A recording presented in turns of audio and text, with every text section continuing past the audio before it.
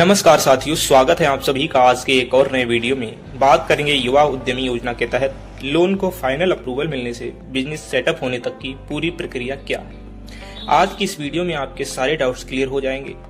Video को अंत तक जरूर देखना। तो चलिए वीडियो को शुरू करते हैं। साथियों, जैसा कि आपकी लोन फाइल का प्रोसेस कंप्लीट होने के बाद बैंक आपके बिजनेस लोकेशन पर विजिट करता है।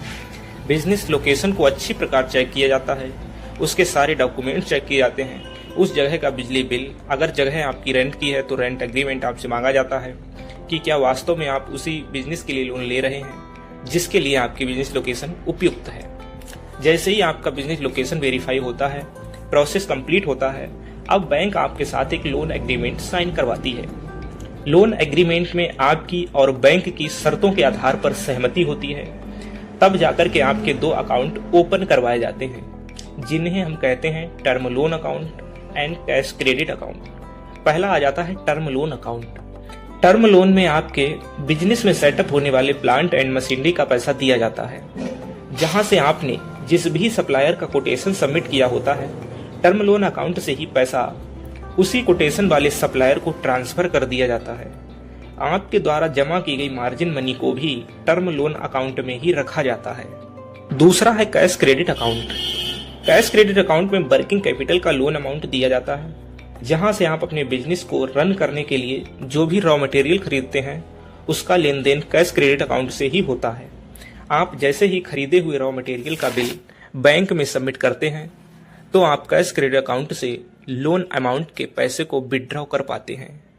अब आपके मन में एक सवाल आया होगा कि जो मेरा सेविंग अकाउंट है उसका क्या रोल है यहाँ पर। तो साथियों, सेविंग अकाउंट से ही आपके ये दोनों अकाउंट्स यानी कि term loan and cash credit account जुड़े हुए हैं। अब आपकी जब ईएमआई स्टार्ट होगी तो आपको अपने सेविंग अकाउंट में ही पैसे सबमिट करने होंगे, जहां से पैसे को आपकी ईएमआई के अनुसार डेबिट कर लिया जाएगा।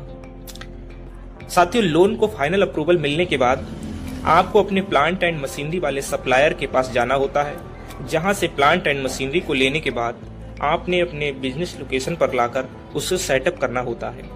बिजनेस को सेटअप करने के लिए गवर्नमेंट आपको 3 महीने का समय देती है। उसके बाद गवर्नमेंट ये मानकर चलती है कि आप और अगले 3 महीनों में अपने बिजनेस को अच्छी प्रकार रन कर लेंगे। तो बैंक की भाषा में कहा जाए, ये कुल मिलाकर आपको जो मोनोटोरियम पीरियड होता है वो 6 महीने का दिया जाता है।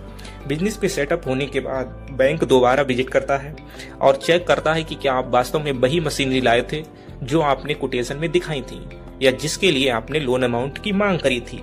तो प्रॉपर आपकी मशीनों को चेक किया जाता है।